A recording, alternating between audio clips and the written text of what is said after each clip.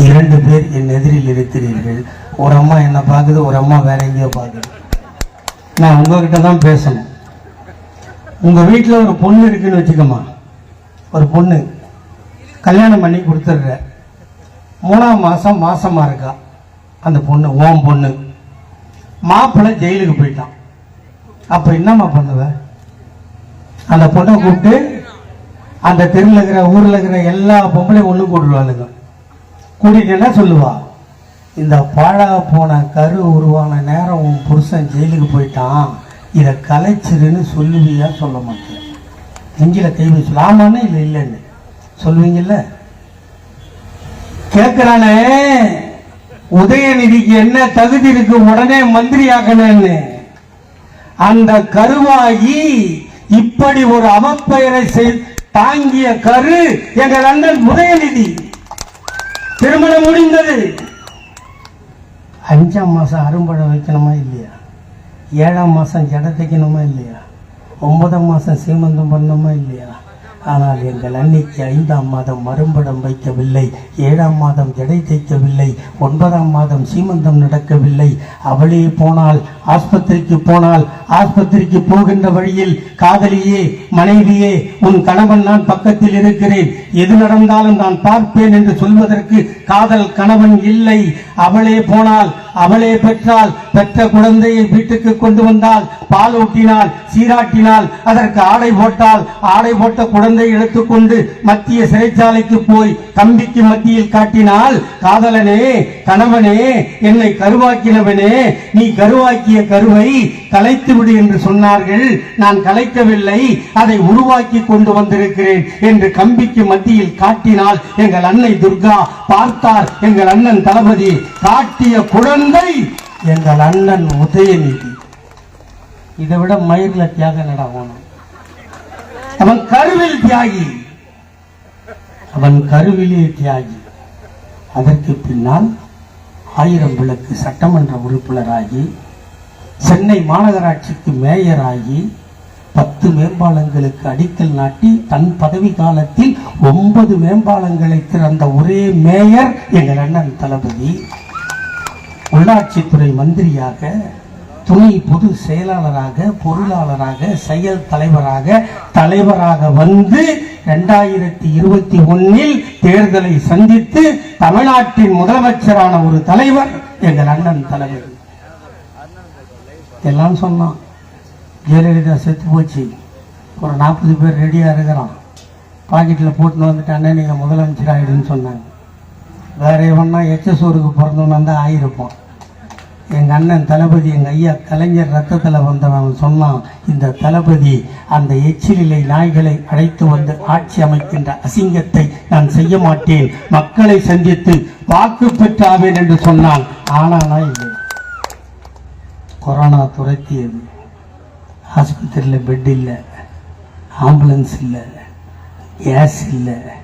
இவ்வளவு சிக்கலுக்கு மத்தியில் தான் நாங்கள் ஆட்சிக்கு வருவதற்கு முன்னால் பல்லு பழனிசாமியிடம் சொன்னோம், பாவியே கஷ்டப்படுறாண்டா, ஒரு 5000 ரூபா கொடுறா, எங்கள் ஆத்தாளுங்கெல்லாம் சாப்பிட்டு இருக்கட்டும் சொன்னமா இல்லையா? எங்கே பணம் இருக்கு, யார்கிட்ட இருக்கு, ஏது இருக்கு? 1000 ரூபா தந்தோம். ஆமாம், கேபிள் டிவிக்கு மாதம் எவ்வளோமா கட்டுறீங்க? 300. 3 மாதம் கேபிள் டிவி கட்டினா மேட்ரு முடிஞ்சுதா? வயிற்றுல ஈர துணியை போட்டுக்கிறது, அந்த கொக்கலா ஊழிக்க தெரியல. ஆனால் எங்கள் அண்ணன் தளபதி சொன்னான், ஏ எடப்பாடி பழனிசாமி, நீ கொடுக்க மறுத்த 4000-ஐ இந்த முத்துவேல் கருணாநிதி ஸ்டாலின் ஆட்சிக்கு வந்தால் 4000 தருவேன். எப்ப தருவேன்? ஜூன் மாசம் தருவேன். சொன்னது ஜூன் மாசம், கொடுத்தது மே மாசம். கொடுத்தோமா இல்லையா? ஊர்காலி யாருக்காடா கொடுத்தோம்? ஊர்காலி யாருக்கா கொடுத்தோம்? இல்ல கொடநாட்டில் கொள்ளாட்சி கொடுத்தோமா? இல்லை. பணம் கொடுப்பதற்கு பணம் தேவையில்லை, மனம் இருந்தால் போதும் என்று நினைத்தான் எங்கள் அண்ணன் தளபதி. 4000-ஐ அள்ளி கொடுத்தோமா இல்லையா? ஆட்சிக்கு வந்தோம். உட்காந்துருக்கீங்க. நீங்க 2 பேர் ஏதாவது ஒரு வேலைக்கு போறீங்களா? போறீங்க. ஒரு பெருக்கிற வேலை, ஒரு சித்தாள் வேலை, ஒரு ஆபீஸ் கூட்டுற வேலை, ஹெல்ப்பர் வேலை. போனால் மாசமானா சம்பளம் தருவோம். தருவான்ல. ஏன்டா முன்னாடி வந்து உட்காந்துன்னு பார்க்குறியா? நீ போன நான் இன்னும் 2 பேரை கூட்டுவேன். ஏன் நான் உங்ககிட்ட பேசுறேன் தெரியுமாம்மா? இங்கே உட்காந்துக்கிட்டே எங்கள் கோஷ்டி இப்போ கூட்டம் முடிஞ்சு ஒன்றா உங்களுக்கு என்ன வேலை? சரிதா? நாளை காலையில் ஏந்த உடனே வேலை வெட்டியை பார்க்க போயிடுவாங்க, யார்கிட்டையும் பேச மாட்டாங்க. நீங்கள் அப்படி இல்லை. இப்போ நான் சொன்னதை பொழுது வெஞ்சி 10 பொம்பளை கிட்ட சொன்னால் மட்டும்தான் உங்களுக்கு தூக்கம் வரும். அதனால தான் நான் வீணாக கத்திட்டு அவங்ககிட்ட கத்திட்டு போகிறதில்லை. உங்ககிட்ட சொன்னால் நடக்கும். வேலைக்கு போகிறேன், மாதம் சம்பளம் வருது.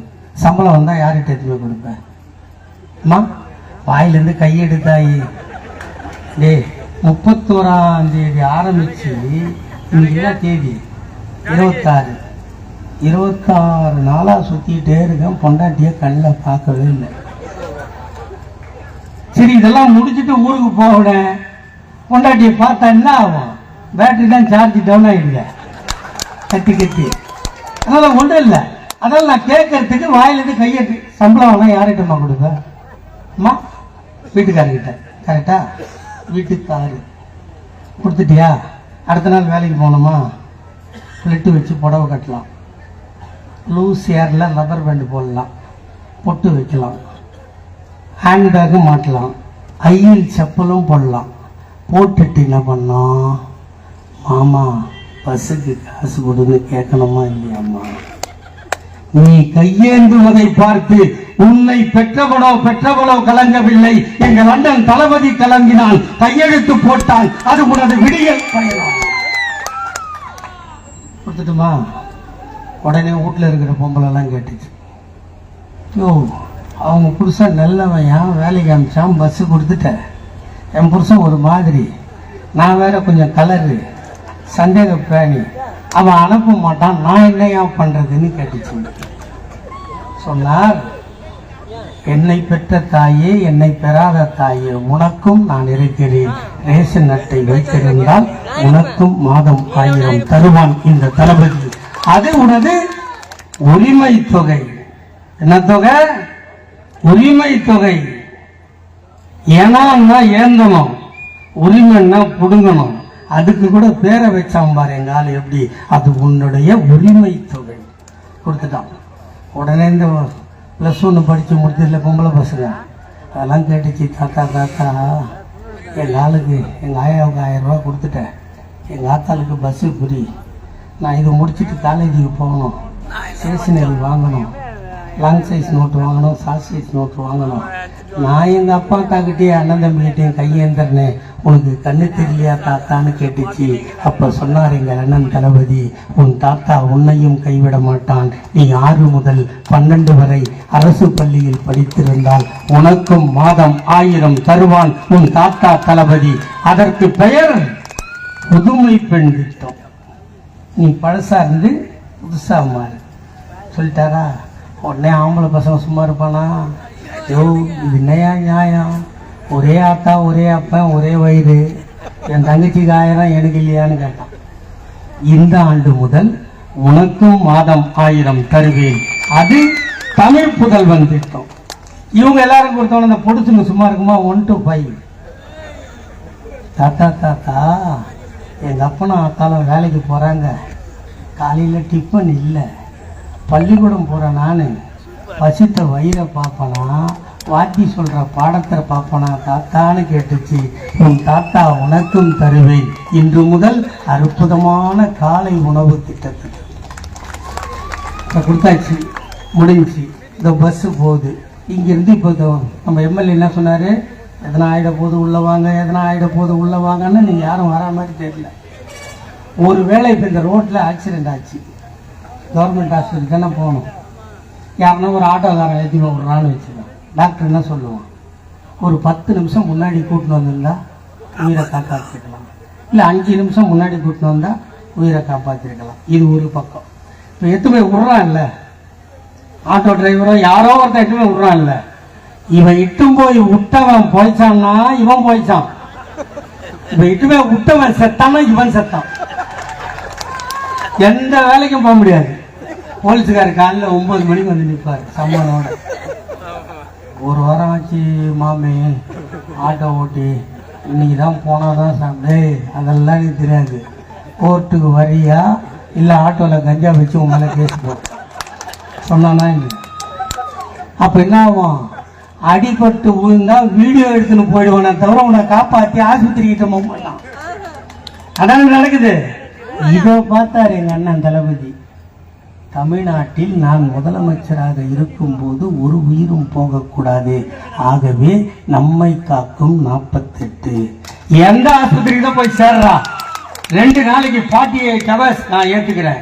இதை தாண்டி எவன் இட்டு போய் சேர்த்தானோ அவனுக்கு சன்மானம் 5000 ரூபாய் தருகின்ற அரசு.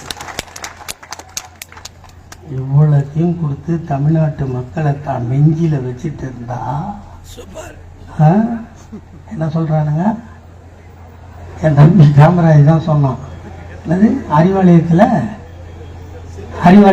நீங்க சொல்லுங்க, அறிவாலயத்தில் செங்கல்ல புடிக்கணும் அப்படி சொல்லி அந்த ஆளு.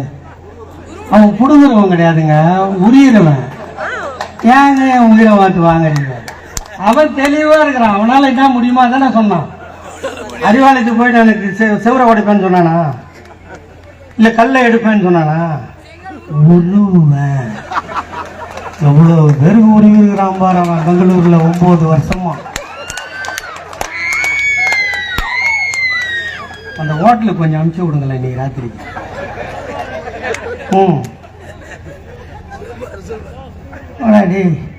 உங்க ஒப்பனை பார்த்த கட்சிடா இது. இதை வந்து கல்ல உருவேன், புல்ல உருவேன். ஏய், ஒரு வேளை எங்க சின்ன ஒரு அண்ணாமலை வீட்டை பக்கம் போய் எட்டி பார்த்துட்டு வான்னு என்னை என்னைக்கு சொல்றாரோ, சொல்லுவார் ஒரு நாள்.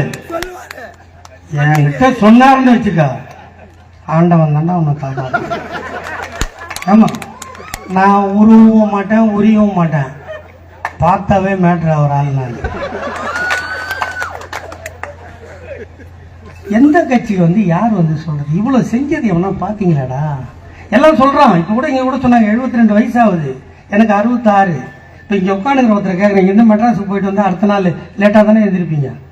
ஏன்? டயர்ட் ஆகிடும். சரி, எங்கள் தளபதி மட்டும் காலையில் கன்னியாகுமரியில் இருக்காரு, மத்தியானம் திருச்சி, சாயந்தரம் விழுப்புரம், நைட்டு 2:30 மணிக்கு டி நகரில் ஆய்வு பண்ணுறாரு. எப்படி முடியுது இது? எப்படிடா முடியுதுன்னு எல்லாரும் என்ன கேட்டான். அப்படிலாம் சுத்தனை தாண்டா ஒரு கலைஞர் தாத்தா புள்ள இல்லைன்னா இல்லைன்னு. ஏன்னு கேட்டான். 52ல் பராசக்தின்னு ஒரு படம் வந்து நீ பார்த்தியான்னு கேட்டேன்.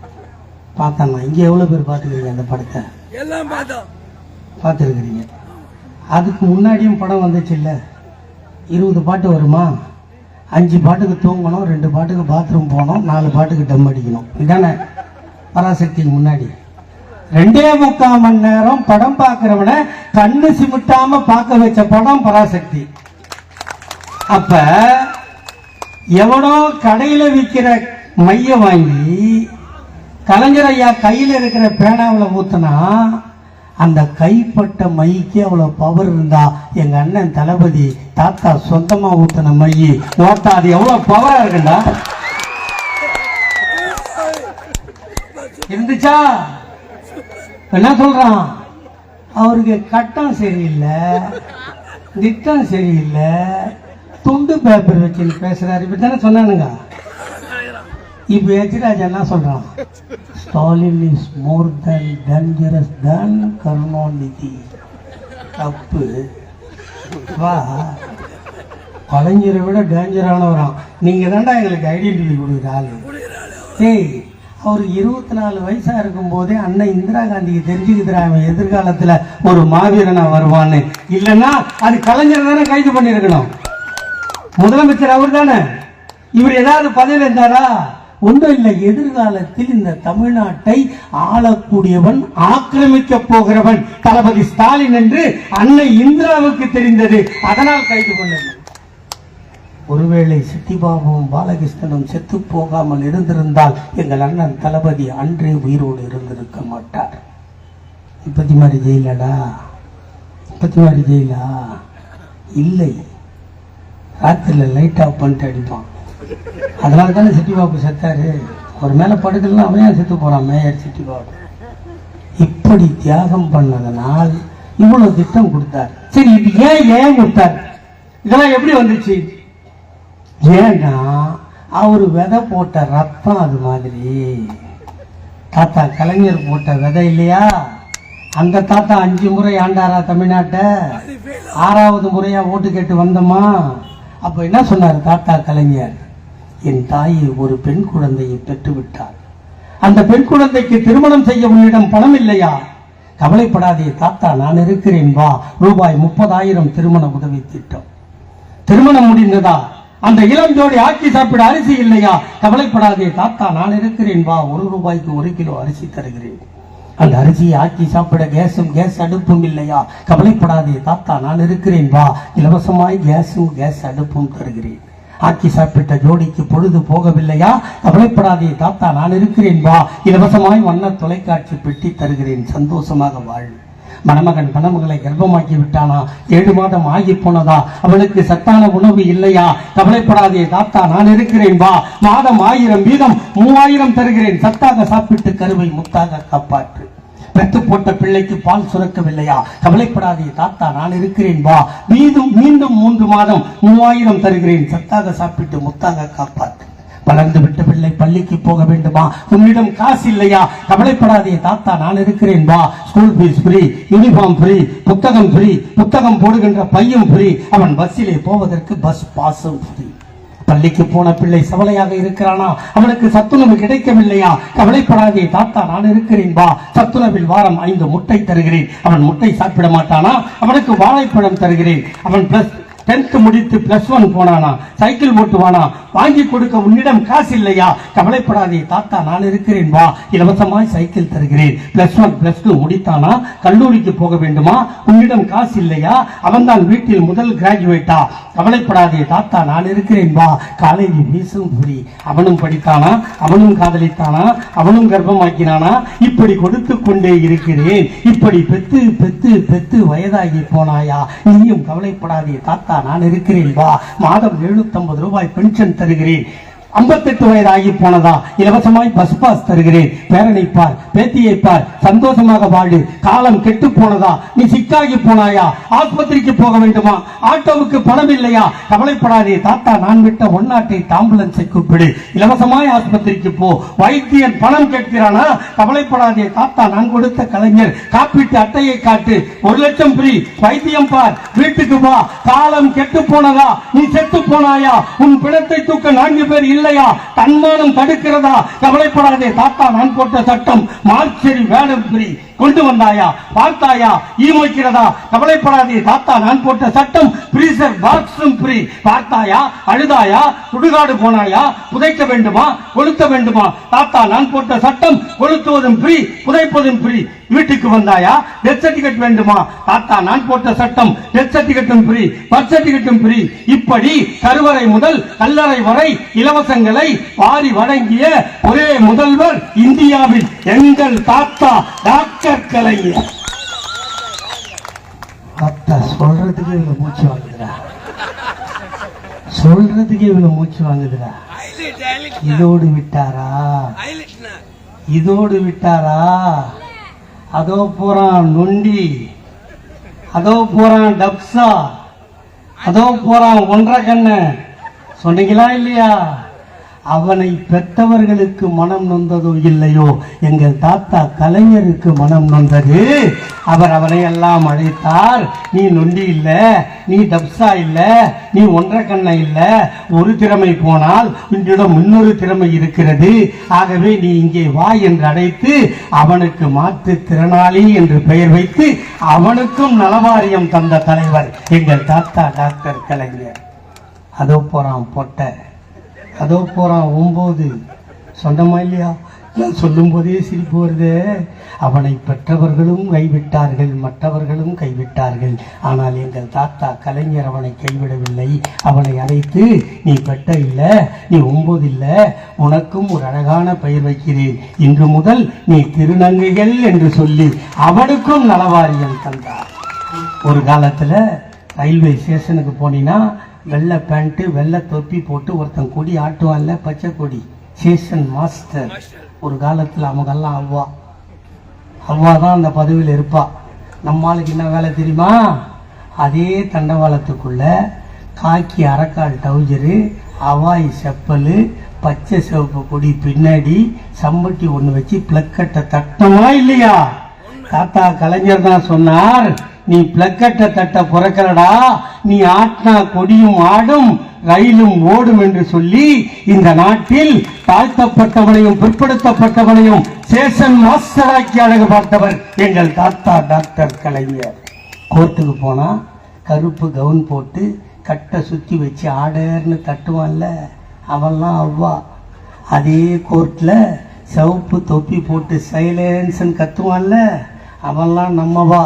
தாத்தா கலைஞர் சொன்னார், நீ சைலன்ஸ்ன்னு கத்த பிறக்கலடா, நீ அடிச்சா கட்ட சுத்தி அடிக்கும், சட்டமும் பேசும் என்று சொல்லி இந்த நாட்டில் தாழ்த்தப்பட்டவனையும் பிற்படுத்தப்பட்டவனையும் நீதிபதியாக்கி அழகு பார்த்தவர் தாத்தா கலைஞர்.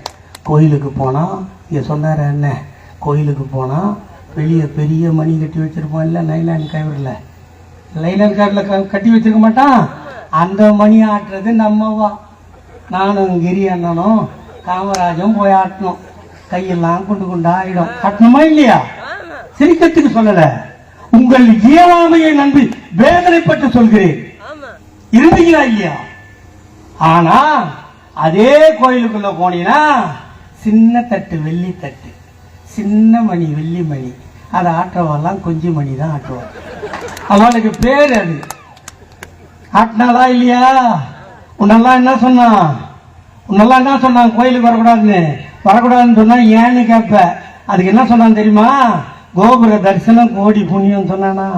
கோபுரத்தை பார்த்துட்டு வெளியே போடா லவடைக்க பாடலாம் கேட்டுக்கிட்டு சுத்திட்டு இருந்த குடும்பம் நம்மலாம். ஆனால் தாத்தா கலைஞர் சொன்னார், நீ பெரிய மணி ஆட்ட பிறக்கலடா, நீ ஆட்டினா சின்ன மணி ஆடும், ஆண்டவனும் பேசுவான் என்று சொல்லி அனைத்து ஜாதிக்காரனும் அர்ச்சகராகலாம் என்ற சட்டத்தை போட்டவர் எங்கள் தாத்தா டாக்டர் கலைஞர். இவ்வளவும் செஞ்சு வச்சுட்டு உங்களை நட்டு நிற்க வச்சா 26ல் ஓட்டு போடுன்னு நான் வந்து கெஞ்சணுமா? ஓ மயிரா போ, எனக்கு நான் வந்து இப்போ என்ன சொல்கிறான், இவ்வளோ ஆம்பளை உட்காந்துருக்கல, 2 அம்மா முன்னாடி உட்காந்துருக்குது. இது ஒரு 20 வருஷத்துக்கு முன்னாடி இது மாதிரி சேர் போட்டு உட்காந்துருந்தா அந்த அம்மா என்ன சொல்லுவாங்க, எருமை மாடு ஆம்பளைலாம் உட்காந்துக்கிறோம், கீழே எனக்கு பாயில் உட்காருங்க சொன்னாங்களா இல்லையா? சொன்னாங்களா இல்லையாம்மா? உங்க ஆயா தாத்தா படம் இருக்குதா வீட்டுல? போய் பாரு. தாத்தா என்ன பண்ணுவான், ஒரு வேலைக்கும் பிரயோஜனம் பண்ணிட்டு இருக்க மாட்டான். சாயந்தரமா நான் குடிச்சிட்டு இருப்பான், நைட்டான மேட்ரு முடிப்பான். அந்த தாத்தா அப்பெல்லாம் ஸ்டுடியோவுக்கு போனீங்கன்னா இரும்பு மடக்கு சேர் தானே, மடக்கு சேர்ல தாத்தா கால் மேல கால், பட்டு வேஷ்டி, பட்டு அங்கவஸ்திரம், எங்க ஆயா சிக்கனமா சேர்த்து வச்சு 2 மோந்திரம் வாங்கி கொடுத்துருப்பா, அது மேல வச்சுக்கிட்டு கால் மேல கால் போட்டு தாத்தா உட்காருவான். ஆயாவுக்கு என்ன வேலை, அந்த சேருக்கு பின்னாடி முனைய பிடிச்சி நிக்கணும். ஏண்டா பக்கத்துல உட்காந்து ஒப்பு விட்டு சுத்தாடா குறைஞ்சு போவோம். எவனாவது கேட்டானா? கேட்கலடா, எங்க தாத்தா கலைஞர் கேட்டாரா, அதான்டா இப்ப பக்கத்துல சேர் போட்டு உட்கார வச்சிருக்கோம், அதையும் முன்னாடி உட்கார வச்சிருக்கோம். ஒரு காலத்துல என்ன சொன்னான், புருஷன் செத்துட்டா தூக்கி நெருப்புல போடுன்னு சொன்னானா இல்லையா? ஆனா நீ செத்தா அவன் கல்யாணம் பண்ணிக்கலாமா, அவன் செத்தா நீ கல்யாணம் பண்ண கூடாதா? தாத்தா கேட்டாரு கலைஞர், நீ கல்யாணம் பண்ணு, உனக்கு நான் பணம் தரேன் சொன்னமா இல்லையா?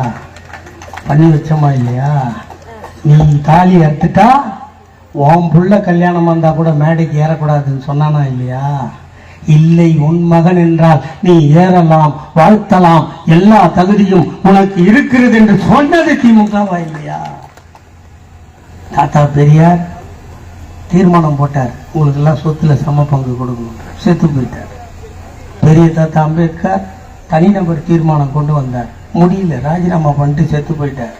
ஆனா 5.3 அடி உயரம் தான் இருக்கிற எங்க தாத்தா கலைஞர் தான் 3வது வாட்டியா 89ல் ஆட்சிக்கு வந்து, பிறப்பது ஒரு வயிறு, அதில் ஆண் என்ன பெண் என்ன, இதோ போட்டேன் கையெழுத்து, இன்று முதல் சொத்தில் சமபங்கு என்ற கையெழுத்தை போட்டோமா இல்லையா? அவரு சொத்துல பங்கு கொடுத்தா அவருக்குள்ள என்ன பண்றாரு, விடியல் பயணம், மகளிருக்கு காசு, காலேஜுக்கு காசு கொடுக்குறாரா? அவரு நொண்டி என்ன சொன்னாரு, மாற்றுத்திறனாளின்னு தான் சொன்னாரு. அவருக்குள்ள என்ன பண்றாரு, அந்த மாற்றுத்திறனாளிக்கு உதவித்தொகையும் அரசாங்க வேலையும் கொடுக்குறாரு. அவரு அதை கொடுத்தா அவரோட புள்ள கலைஞர் தாத்தாவோட பேரை எவனாவது நினச்சி பார்த்தானா? ஒரு நொண்டி போய் பீச்சில் கால் நினைக்கணும்னு நினச்சி பார்த்துருப்பானா? எவனும் நினைக்கல. எங்கள் அண்ணன் உதயநிதி நினச்சாரு, பீச்சில் மரப்பாலம் கட்டி கொடுத்தாரு, போயிருக்கான். இது ஏன்? தாத்தா, அப்பா, பேரன். இதை கேட்டா வாரிசு அரசியல். ஏண்டா ஏமா உங்கள் வீட்டில் கல்யாணம் பண்ணுறேன், 4 மாதம் ஆகுது, பொண்ணு ரோட்டில் போனால் என்னம்மா கேட்பேன்? விசேஷம் ஒன்றும் இல்லையான்னு கேட்பீங்களா? கேட்க மாட்டீங்களா? கேட்பீங்களா? கேட்க மாட்டீங்களா? இல்லைன்னு தலையாட்டுதுன்னு வச்சுக்க அந்த பொண்ணு, நான் மாப்பிள்ளை வேலைக்கு ஆகலையான்னு கேட்பீங்களே இல்லையா? இது இயற்கையா பேசுறது, இது மேடைக்குன்னு பேசல. நான் இது கேட்போமா இல்லையா? இன்னும் சில பேர் கேட்பான், செலவு பண்ணி கல்யாணம் பண்ணிட்டு மாப்பிள்ளை போட்ட முதல்ல எடுத்தாச்சான்னு கேட்பான். கேட்டானா இல்லையா? அப்போ கல்யாணம் பண்ணா உள்ள பிறக்கணும் இல்லையா? ஏன்னா எங்களுக்கு ஆண்மை இருக்குது, பிறக்குது. தாத்தா கலைஞருக்கு ஆண்மை இருந்தது, எங்கள் அண்ணன் தளபதி பிறந்தான். தளபதிக்கு ஆண்மை இருந்தது, எங்கள் அண்ணன் உதயநிதி பிறந்தார். உங்களுக்கு இல்லைன்னா சொல்லுங்க, மாசு அண்ணங்கிட்ட சொல்லி உங்களை அட்மிட் பண்ணி எல்லாத்தையும் ரெடி பண்ணி விடுறேன். அதுக்காக இது உதவி பண்ற வேலையான இது. ஒரு 2 பை தூக்கின்னு போறவங்கிட்ட ஒரு பை வாங்கிக்கலாம், ஒரு 100 கிலோ அரிசி தூக்கி போறவங்கிட்ட கொஞ்சம் சின்ன மேலே இறக்கி வைக்கலாம். ஏன்னா இது உதவி பண்ற வேலை இல்லடா, அசிங்க முடிச்ச வேலைடா இது. எங்களை கூப்பிடாதீங்கடா. இருக்குது வருது, நாங்க என்ன பண்ண முடியும்? இதை கேட்டா வாரிசு அரசியல் சொல்றோம் சார். வாரிசு அரசியல வந்து நாங்க என்ன தப்பு பண்ணோம்னு சொல்லு. அந்த சீமான் ஒருத்தர் இருக்கிறான், அவனை பேசி பேசி பேசி என் வாயே புளிச்சே போச்சுங்க. அவன் ஊரை கூட்டி வச்சு இங்க இருக்கிற பொம்பளைங்கெல்லாம் சொல்லிட்டு போறேன், ஒரு நாள் இந்த சங்கத்துக்கு சீமா வந்தான், வந்த போது 4 பொம்பளை மடக்கி சிவாஜி கிருஷ்ணமூர்த்தி இப்படி சொன்னான்னு நீங்க கேட்டீங்கன்னு தெரிஞ்சா என் உடம்பு வலியெல்லாம் போகும். அவன் சொல்றான், 6 பொம்பளைங்களை உட்கார வச்சுக்கின்னு இஷ்டப்பட்டு வந்தா மேட்ரு முடிச்சேன், கருவை கழிச்சேன், இது என்ன தப்பான்னு கேட்கறான். ஏமா கேக்குறீங்களா? டைம் ஆயிடுச்சா? முடிச்சிருவா? இல்ல இல்ல கேக்குறீங்கல்ல? அவன் கேக்குறான், இஷ்டப்பட்டு வந்தா மேட்ரு முடிப்பானா, 7 வாட்டி கரு கலைப்பானா, அவனுக்கு மைக்கு சின்னத்துல ஓட்டு போடணுமா? போடுவீங்களா? நீங்க நல்லா போடுவீங்கல்ல? வந்தான்னா போட்டீங்கன்ற செய்தி என் காதுக்கு வரணும். இப்ப பாரு, எடப்பாடி பழனிசாமி நேற்று போய் அமித்ஷாவுக்கு முத்தம் கொடுத்துட்டு வந்துட்டார். ஏற்கனவே முத்தம் கொடுத்து தான் அந்த கட்சி மயிரா போச்சு. நானே அவன் என்னதான் இருந்தாலும் பங்காளிங்க, அவன் சாவுக்கே போனாலும் நான் 16 நாள் காரியத்துக்கு துக்கம் இருப்பேன். ஏன்னா அவன் என் பங்காளி இல்லை. இங்க பிறந்த பழக போன பிள்ளைங்க தாண்டா அதுங்க. அங்க இருக்கிற எவன சுயமா பிறந்தவனா? இங்கிருந்து போனவன் தானே, அவன் பங்காளி தானே. அவன் என்னதான் துரோகியா இருந்தாலும் நல்லா இருக்குன்னு நினைப்பான். கொஞ்சம் ஆம்பளை ஆயிட்டான் போகுதுன்னு நினைச்சேன் இப்பதான் ஒரு 6 மாசமா. அவன் வராங்க, ஒருத்தங்க இருந்த பூனை சாப்பிட்றவன் ஜெயக்குமாரா, இப்போ ஒரு 2-3 நாளைக்கு டிவி பக்கமே வர மாட்டாரு. அவரு எதுக்குடா போனேன்னு கேட்டா, இந்த சாராய கடை ஊழல்னு சொல்லி சும்மா இல்லை அண்ணாமலை சொன்னால ஒரு 1000 கோடி பண்ண, அதை சீக்கிரமா விசாரணை பண்ண சொல்லிக்கிறாங்க. விசாரணை பண்ண அடியே நீங்க தாண்டி உள்ள போறீங்க. ஏன்னா மொத்தம் 41 கேஸுடி. இடி உள்ள வரணும்னா 20 லட்சத்துக்கு மேல இருக்கணும். கம்பி காசு இருந்தா இடி வராது. மொத்த கேஸ் எத்தனை தெரியுமா? 41. அதுல 36 கேஸ் ஏடிஎம்கேல போட்ட கேஸ். எடப்பாடி பழனிசாமி உனக்கு எவனும் பக்கத்துல சொல்லி தரலையா? இந்த அடிக்கடிக்கு ஆம்பளையா மாறுவானே வேலுமணியா, திடீர்னு பார்த்தா சேவிங் பண்றோம். ஐயோ மூஞ்செல்லாம் எப்படி நான் பாக்குறீங்க திடீர்னு. நல்ல வேலை, சத்தியமா நான் சட்டசபைக்குள்ள வரமாட்டோம்பா. நீங்க போய் எப்படின்னா கெட்டு போகும். திடீர்னு பார்த்தா மொட்டையே சேவ் பண்ணிட்டு இருப்பாங்க அவனை மாதிரி.